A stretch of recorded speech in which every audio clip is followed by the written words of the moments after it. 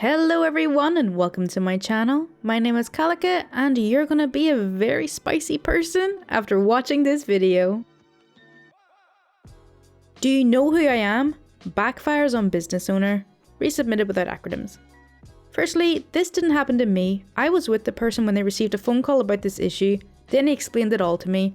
He's not on Reddit, so I'm sharing it. And it's priceless. Names changed to protect identities. Listed buildings, important to the story.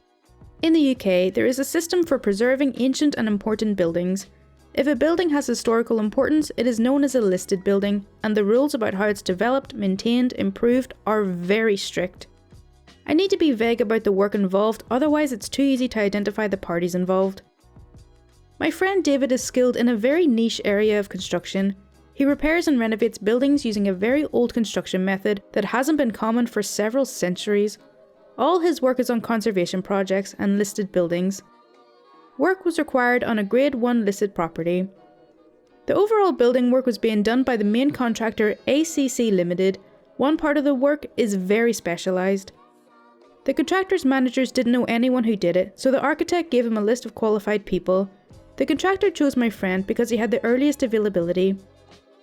5 days into the work, the owner of ACC Limited, the main contractor company, arrived on site. He was throwing his weight around and being a noisy gobshite. David was just doing his job and ignored him. Noisy Gob told one of his carpenters to get him a coffee. The carpenter disappeared. Noisy Gob continued wandering and gobbing off about delays costing him a fortune. 15 minutes after the carpenter had disappeared, the Noisy Gob asked my friend a question. "Where's that frickin' chippy with my coffee?" "Dunno." "Go and find out." "I'm only here for this job," pointing to the walls. "I don't work for ACC Limited." "I don't give a frick whether you're an employee or a subcontractor, you still work for me. Now go and find my frickin' coffee." Firstly, I don't appreciate being talked to like that, and secondly, my contract with you is to do these walls, nothing more. I'm definitely not a gopher. "Oh, you don't appreciate being talked to like that, do you? Which subcontractor do you work for?" "None, I'm self-employed. It's just me." "A frickin' day labourer? And you've got the nerve to talk like that? Do you know who I am?" "Yep." "Well, you're frickin' fired. Get off the frickin' site now." "Okay, put it in writing." "Frick off. Just get off the frickin' site." David pulled his phone out and started recording. "Okay, I'll go. I just want proof you told me to go." Noisy Gob grabbed David's hand holding the phone and screamed into the phone. "Get off the site, you frickin' idiot. You're fired. If you're still here in 10 frickin' minutes, I'll have you frickin' thrown out." "Cool, no problem." He picked up all his kit and walked away. As he was leaving, the contractor's site manager passed him, ironically with a coffee for the boss, and with a smile said, "You leaving early? Bloody part-timers." "No, your boss just fired me. Our contract has ended. Sorry, mate." No. Let me sort this out. Wait, please wait." David left. The site manager was losing his crap because he knew something that Noisy Gob didn't. Only 7 people in the UK are qualified to do the work. They all have a waiting list and David had been the only one available. By the time he was home, he had 12 missed calls. That was Thursday. 2 working days missed so far. He said he'd go back, but only if he gets paid for the extra days and has a genuine apology in person from the boss.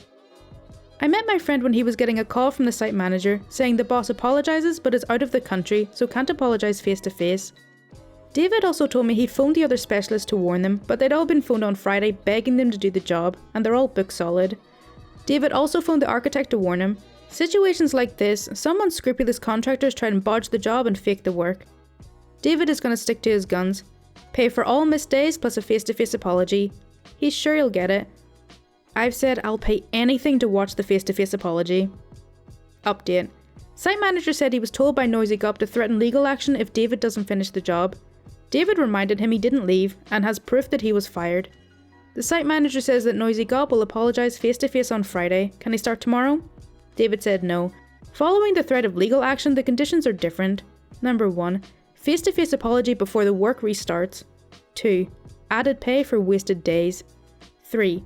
Payment of full contract value upfront before the work starts. 4. All must happen by Thursday. That's the last day he can start and still expect to finish before his next booking. If he also works the weekends, he has just enough time.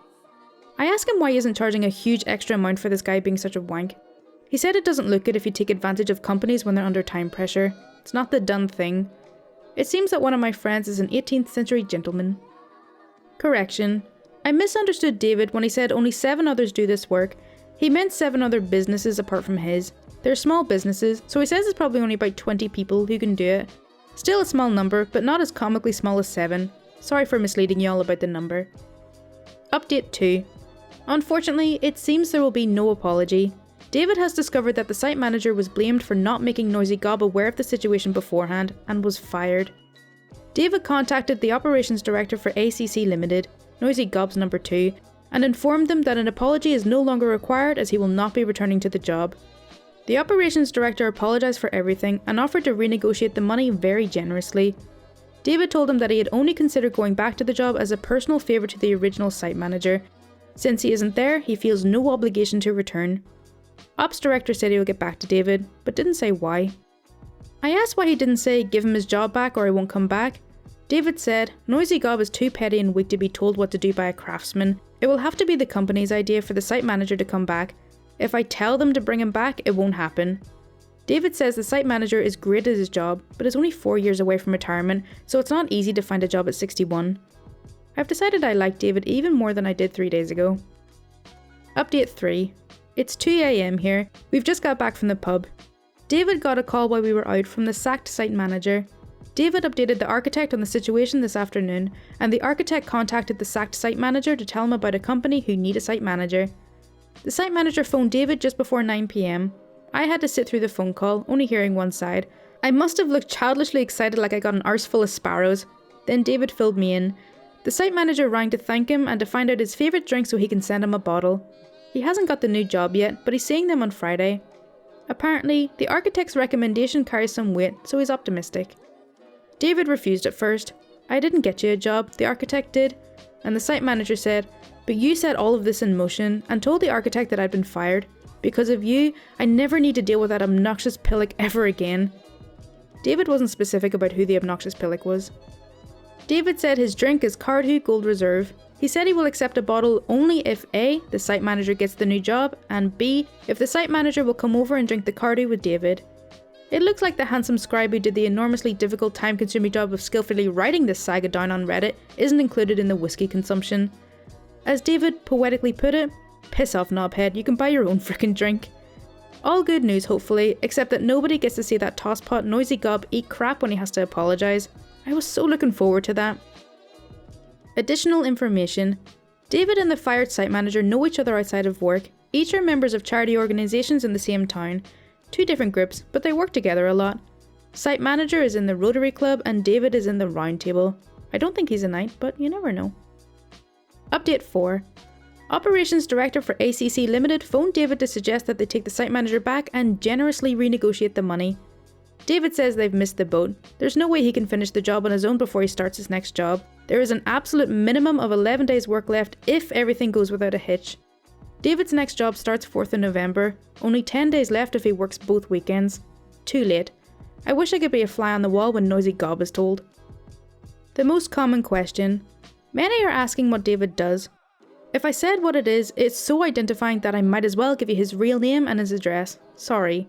The reason there are very few of them is that it takes 5 years just to become competent and at least 9 years to be a master craftsman.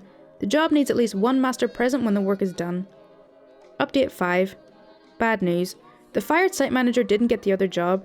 He met the new company, but they're not taking him on. The reasons aren't clear. David is meeting him on Sunday to discuss it. I can tell David feels like crap about it, even though it's not his fault. Site manager says he's going to take action for unfair dismissal. I thought this was going to be win-win-win, but I suppose life isn't like that. Update 6. News about the sacked site manager. The situation isn't as bad as we first thought. I think we misunderstood what happened on Friday. David talked to him yesterday. The company he saw on Friday are not employing him in the normal way, that part was correct, but they have offered him a fixed term contract for 18 months on a distribution centre build.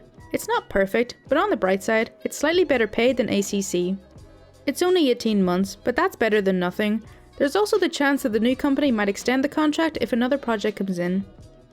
Update 7. 7? Seriously? David has heard that they're getting a Bulgarian to come over to do the job. David was grinning when he told me. He thinks he knows what will happen. There is a similar but different technique that was used on some 19th century buildings in Sofia. David thinks that the guy will use that technique. It looks similar, but two very important materials are different. David has decided to wait. He plans to let the Bulgarian finish the job and get paid. Then David is going to suggest to the planning department and the client that they check the two components. Unless the Bulgarian knows the 17th century English method, he will have used the wrong materials. It would mean ripping it out and starting again. They are incredibly strict with this type of work. I shouldn't want this so much, but I really hope this happens. I'm a petty man. Further information. Many people are asking when David will know if the Bulgarian has done the job right. David might know fairly soon, since there are very few suppliers of one of the materials. If the Bulgarian contacts them, David will be told. In David's words, "It's a tiny incestuous part of the industry, and they gossip like old women." Correction, we all gossip like old women. If the Bulgarian doesn't go there, David is leaving it alone until he's told that the work is finished and the Bulgarian is paid. He doesn't want to put the guy's money at risk.